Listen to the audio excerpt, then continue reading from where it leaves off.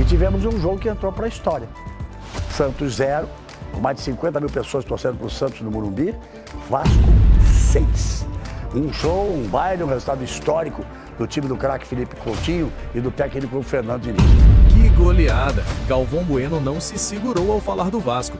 O narrador soltou o verbo depois da atuação do gigante da colina. E as palavras dele estão dando o que falar. Fica ligado até o fim porque você vai ouvir tudo o que Galvão disse sobre a goleada vascaína. No Morumbi, 6-0. É o maior resultado no confronto dos dois times. Em toda a história. São dois gigantes. São dois gigantes. O Santos fazendo o que fazia lá atrás, que trazia o jogo para o Morumbi para botar mais público. Eram mais de 50 mil pessoas. E a vitória ficou marcada também por um destempero do Neymar, um choro talvez excessivo.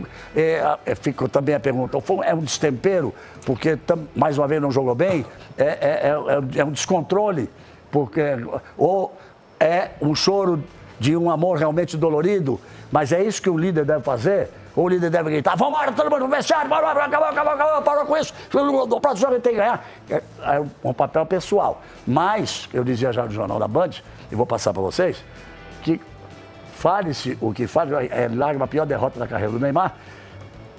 Por mais que tenha tido descontrole, seja qual for o motivo, a vitória do Vasco é muito mais importante que o choro do Neymar, na minha opinião.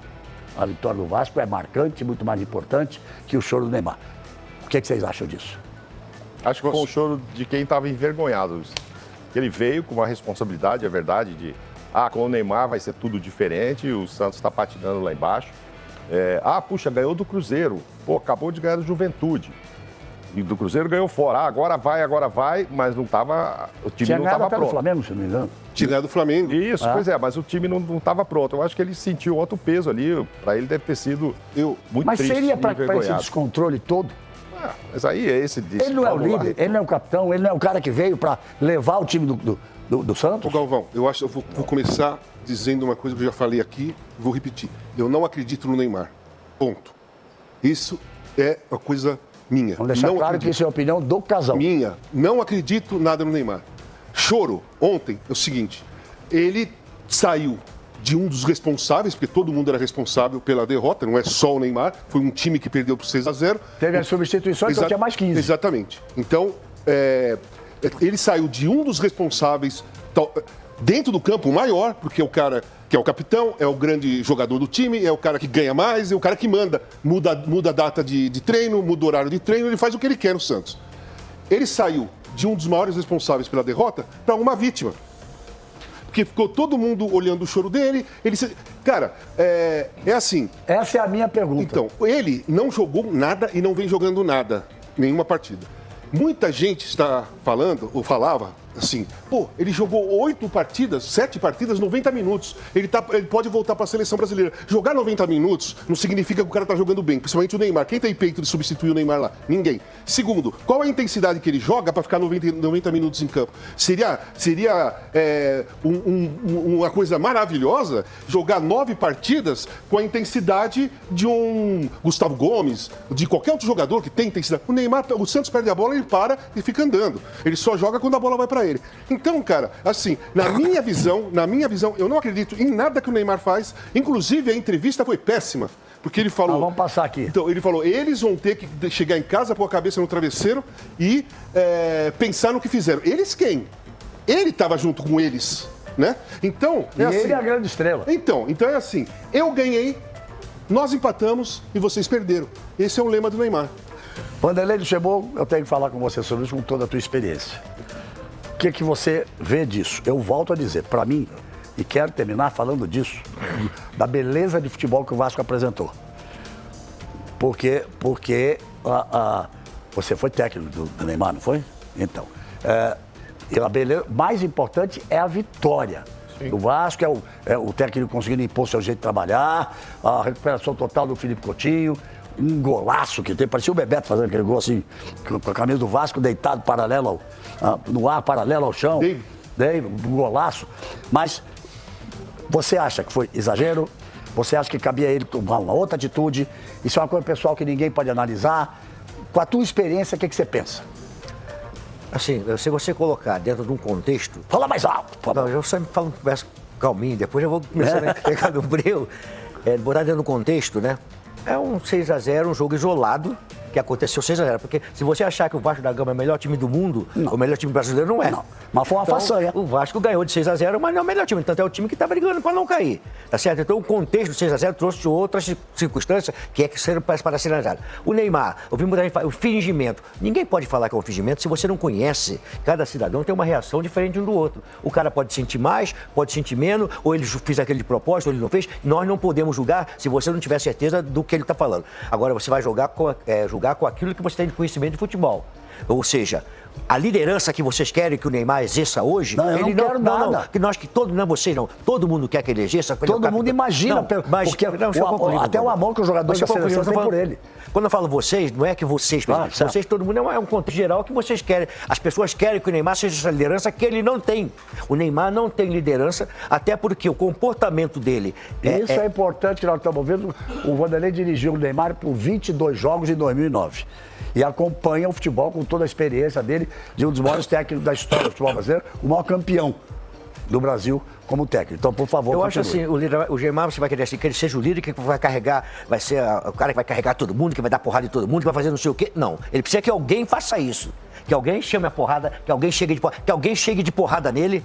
Ô, meu camarada, como é que é? Acorda aí, pô, você é o craque do time, vamos jogar, vamos resolver o problema aqui. Mas tem que ter alguém. E ele vai resolver, tá certo? Então, eu acho que eu não quero dizer, eu respeito o Casão, eu tenho opinião, Cada são um tem sua opiniões opinião, diferentes. Claro. Eu acho que um jogador do nível do Neymar, ele está vivendo um momento que o culpado não é eu, não é o Modão, não é ninguém aqui, o culpado é ele mesmo, ele está vivendo essa desconfiança externa, é ele mesmo que está trouxe para ele, de hoje você fala assim, o Neymar não pode jogar a Copa do Mundo. Eu penso ao contrário. Eu acho que um jogador do nível do Neymar, primeiro que ele tem que querer jogar a Copa do Mundo. Eu acho que ele tem que mudar a posição para ele pensar em ser um jogador de Copa do Mundo.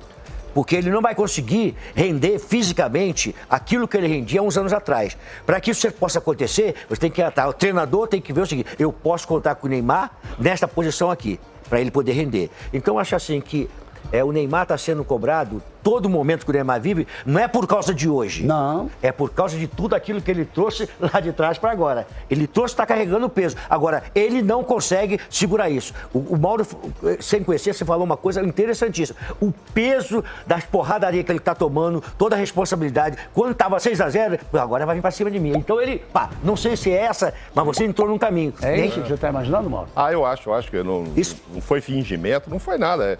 Ele olhou... Pode ser, mas a gente não consegue afirmar se é. Entendeu? Eu, por exemplo, num momento desse, camarada, vai chegar 6-0, você vai furar a bola no 2-0. Não, e quando se chora numa situação de derrota, Lucha, claro que divide opiniões.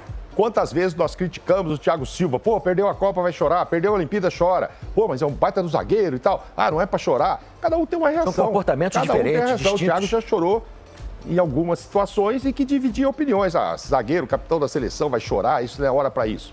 Tem gente que acha que é natural, tem gente que não. Eu acho que o choro é uma coisa bonita. E é muito pessoal. Mas eu achei um exagero aquela saída dele com o Diniz.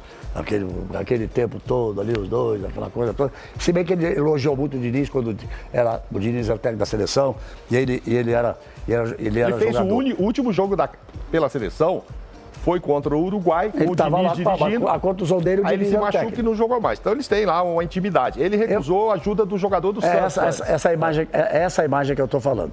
A câmera está fechada neles. Isso acaba escondendo, roubando, tirando um pouco do mérito da grande goleada do Vasco. Que é importante que o Vasco é um gigante. Você dirigiu o Vasco, Luxemburgo. Gigante adormecido. Muitas vezes a São Januário fazer jogos do Vasco, transmitir muitas vezes o Vasco campeão. O Vasco é um gigante e atravessa um momento difícil. E quando ele consegue uma vitória dessa, que pode trazer um moral muito grande pro time, a cena dele também não pode ser roubada dessa forma. Baldão, eu sei que você tem uma tese, que nós estávamos lá no camarim conversando, você tem uma tese boa, como sempre. Galvão, eu acho que a imagem é muito forte. A imagem é muito forte. Sem tirar a importância da vitória, o belíssimo futebol que o Vasco jogou ali naqueles minutos, fez golaços, gols lindos. A imagem é muito forte e é emblemática. Mas o que que eu não gostei, eu vou mais com o Casagrande falou. O que eu não gostei é o que fica, talvez não foi nem proposital, o que fica é que ele parece que ele não tem culpa, parece que ele jogou pro time. Isso não é papel. Que ele não é líder, tudo bem, não tem o perfil de líder, mas é um jogador experiente, tem 33 anos, pô, jogou em grandes times, sabe que ambiente é tudo, que futebol é grupo. Agora ele acabou o jogo, foi uma merda. Neymar, não foi uma merda. Você também foi uma merda. Fomos uma merda, ele tem que falar.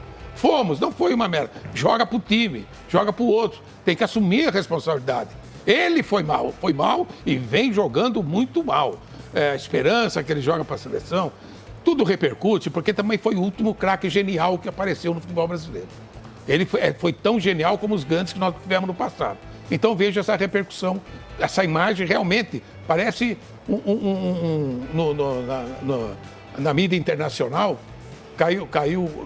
dá um título para essa imagem assim, com o Neymar escrito fundo do poço. Muita gente, fundo do poço. O Neymar chega ao fundo do poço. É dolorido. E é bom que a gente não esqueça. Essa imagem aí é forte, é dolorido. E é bom que a gente não esqueça. Mas ela é real. Então, mas tem outros jogadores do Santos que perderam por 6-0 e todo mundo foi em cima do Neymar para abraçar o Neymar. E os outros jogadores? Quer dizer, os outros são obrigados. Ele devia sair abraçado chorando com os outros. Ele tem que ser consolado. Ele devia ser chorando com os outros. Olha, devia abraçar o time. Exatamente.